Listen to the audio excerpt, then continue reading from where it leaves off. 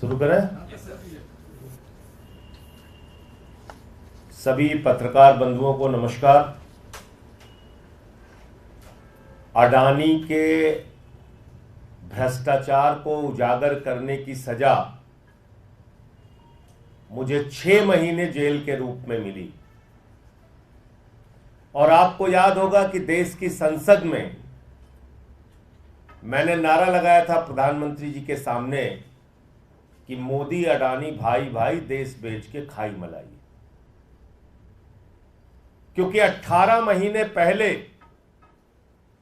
Hindenburg की एक report आई जिससे पूरा देश और पूरी दुनिया अचंभित रह गए। वो रिपोर्ट क्या कह रही थी? वो रिपोर्ट यह कह रही थी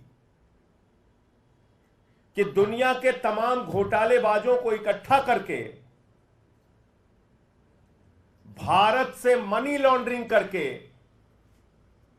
अडानी ने हजारों करोड़ रुपए मॉरिशस में फर्जी कंपनियां बना के चैन चुंग लिंग, नासिर अली, इन लोगों के माध्यम से फर्जी कंपनियां बना के हजारों करोड़ रुपए लगाया। और उन्हीं कंपनियों के जरिए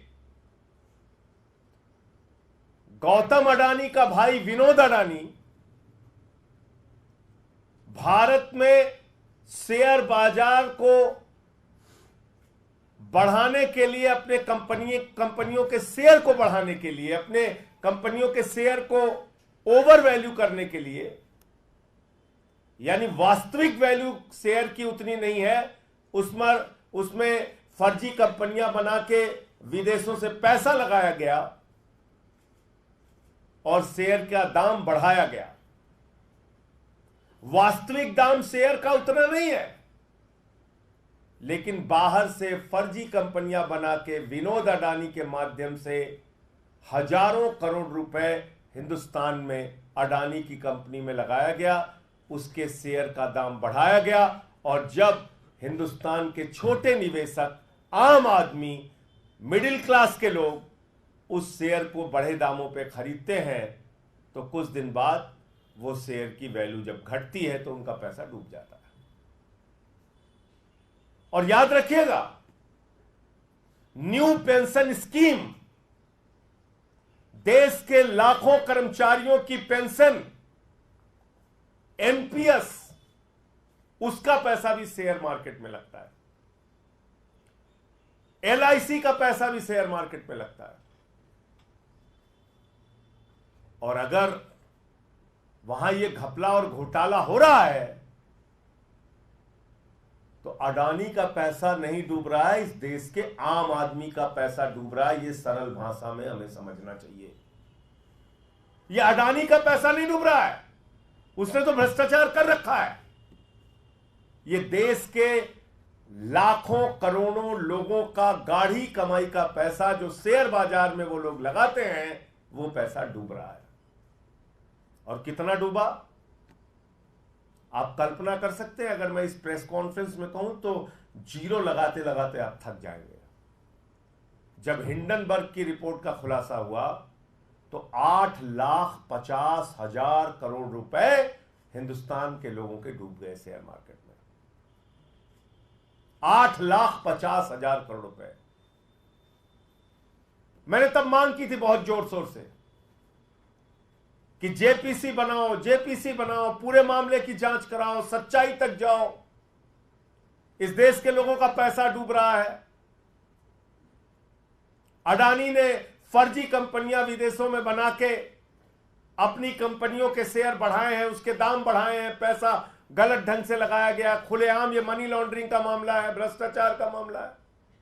एक आवाज नहीं सुनी गई मेरी। मोदी जी ने क्या किया? मोदी जी ने कहा इसको पकड़ के जेल में डालो। उठा के मुझे जेल में डाल दिया गया। 6 महीने में जेल में रहा। जुर्म यही था, मैं फिर दोहरा रहा हूं, वो नारा संसद में, मोदी अडानी भाई भाई देश बेच के खाई मलाई। और आज क्या खुलासा हुआ है?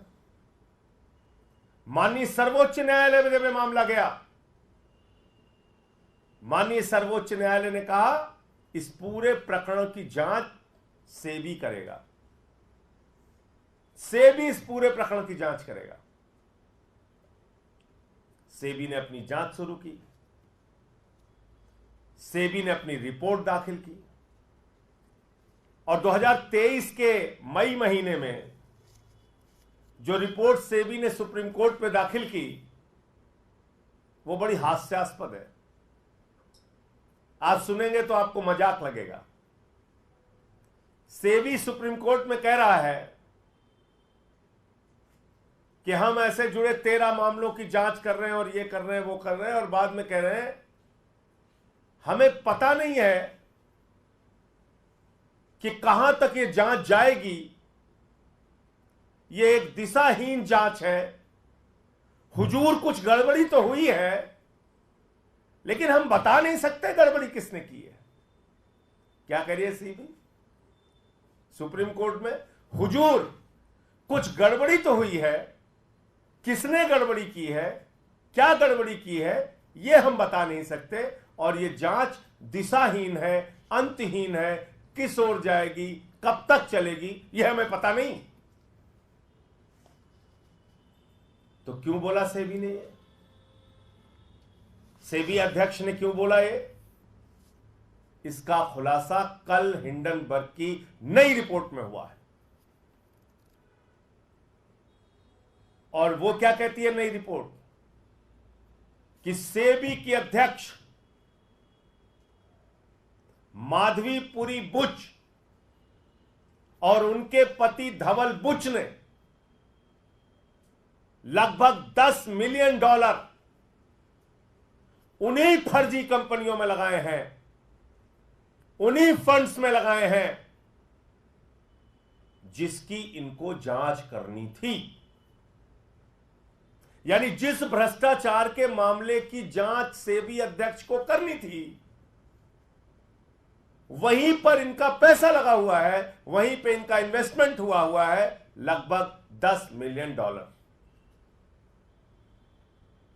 और ये एक विसिल ब्लोअर के माध्यम से इस बात का खुलासा हुआ। आप मुझे बताइए, जिन कंपनियों के, जिनके भ्रष्टाचार के, जिन मामलों की जांच स्वयं सेबी को करनी थी, अगर सुप्रीम कोर्ट ने कहा कि आप जांच करेंगे इसकी, तो माधवी बुच ने क्यों नहीं बताया कि हुजूर मैं जांच नहीं कर सकती क्योंकि हमारा मामला, हमारा पैसा तो और हमारे पति का पैसा तो खुद ही इन फंड्स के ऊपर लगा हुआ है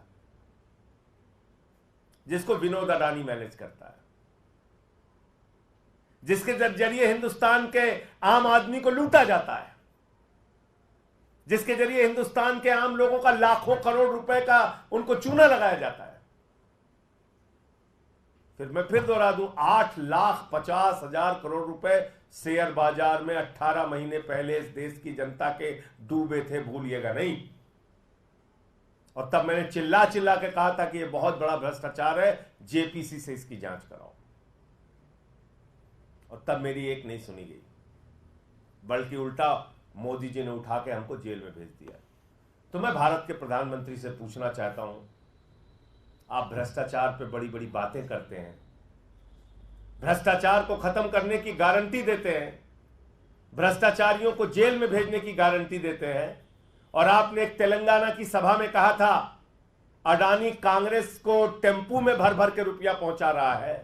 आप देश के प्रधानमंत्री होकर इतना बड़ा आरोप लगाते हैं और जैसे ही आपकी शपथ ग्रहण समारोह होती है, भारत के सेना के सर्वोच्च पद पे बैठे हुए लोग पीछे बैठते हैं, अडानी आगे बैठता है।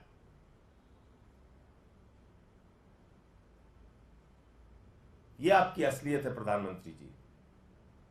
इसलिए अडानी का घोटाला यह अडानी का घोटाला नहीं है, यह भारत के प्रधानमंत्री नरेंद्र मोदी का घोटाला है, यह भारतीय जनता पार्टी का घोटाला है, जिसने पूरा देश अपने दोस्त के हवाले कर दिया। हिंदुस्तान के एयरपोर्ट की जमीन, हिंदुस्तान के सारे, लगभग सारे एयरपोर्ट एक एक करके अडानी को दिए जा रहे हैं। रेल अडानी को, सेल अडानी को, कोयला की खदान अडानी को, गैस अडानी को, पानी अडानी को, बिजली अडानी को, सड़क अडानी को, सीपोर्ट अडानी को। सब कुछ आप एक व्यक्ति के नाम नीलाम करते जा रहे हैं। और आपने प्रभु श्री राम को भी नहीं बख्शा, भगवान श्री राम की नगरी को भी आपने नहीं बख्शा। जो जमीन भारतीय सेना के लिए आरक्षित थी, 13,000 एकड़ जमीन आपने उठा के अपने दोस्त अडानी को दे दिया, अयोध्या में, प्रभु श्री राम की नगरी में। आप ना राम के हैं, ना आम के हैं, ना किसी काम के हैं प्रधानमंत्री जी। आपका एक ही मकसद है, अपने दोस्त के नाम पूरे देश को नीलाम करना। और इसलिए अब ये जो मामला सामने आया है, सेबी अध्यक्ष की सारी जांच बेबुनियाद है, निराधार है, और अडानी के किसी भी मामले की जांच में दी गई, उसकी कही गई बात और रिपोर्ट का कोई मतलब नहीं है जो सुप्रीम कोर्ट में उन्होंने दाखिल किया है। माननीय सर्वोच्च न्यायालय को इसका संज्ञान लेना चाहिए, क्योंकि तथ्य छुपाए गए, सच्चाई छुपाई गई सुप्रीम कोर्ट से। सरकार ने झूठ बोला सुप्रीम कोर्ट में। अब नए खुलासे के बाद उसका संज्ञान लेना चाहिए, नंबर 1।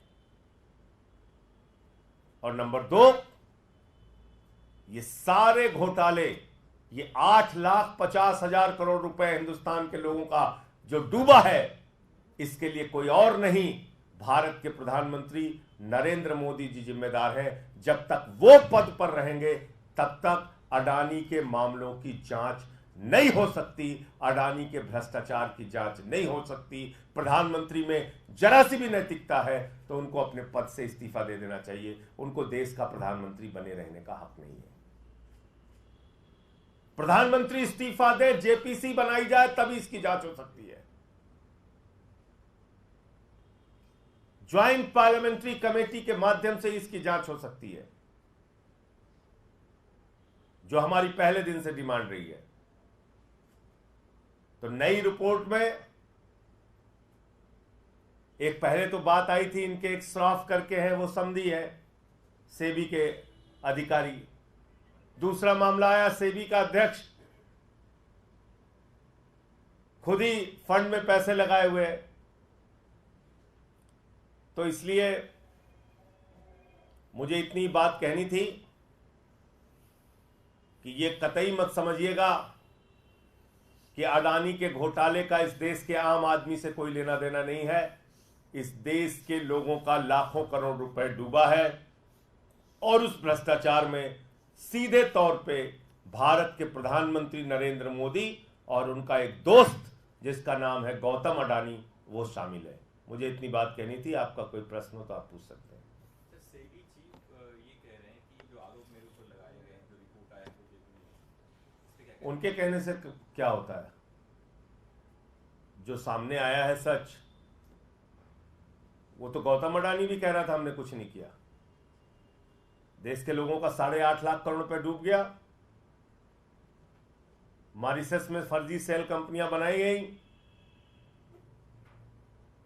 गौतम अडानी ने अडानी कंपनियों के शेयर वैल्यू बढ़ाने के लिए वो शेयर खरीदे, उसमें पैसे लगाए, ओवर वैल्यू हो गई तो आम जो छोटे इन्वेस्टर हैं उन्होंने उसको खरीदा बड़े दामों पे, उनका पैसा डूबा। जब उसकी मार्केट वैल्यू कम हुई तो ये पूरा मामला है। उनके कहने से कुछ नहीं होता, अब पूरी सच्चाई सामने आ चुकी है। सर, एक और मामला है, उपराज्यपाल के कहने पर 3 सरकारी इंजीनियर को निलंबित कर दिया गया है। मुख्यमंत्री के आवास निर्माण से जुड़े हुए थे, इनकी अहम भूमिका थी इस पूरे मामले में। इस पर क्या कहना है सर? देखिए, ऐसा है कि उपराज्यपाल के पास 24 घंटे सिर्फ एक काम पे लगाया गया है, आम आदमी पार्टी के नेताओं को बदनाम करो, आम आदमी पार्टी के खिलाफ कोई न कोई केस बनाओ, झूठी खबरें मीडिया में प्लांट करो, कभी केजरीवाल के स्वास्थ्य से जुड़ी, कभी कुछ बीमारी का मजाक उड़ाओ। इन्हीं सब कामों में उपराज्यपाल महोदय का समय जा रहा है। उनको अपने संवैधानिक दायित्वों का निर्वहन नहीं करना है, इसलिए वो अपना काम कर रहे हैं, हम अपना काम कर रहे हैं।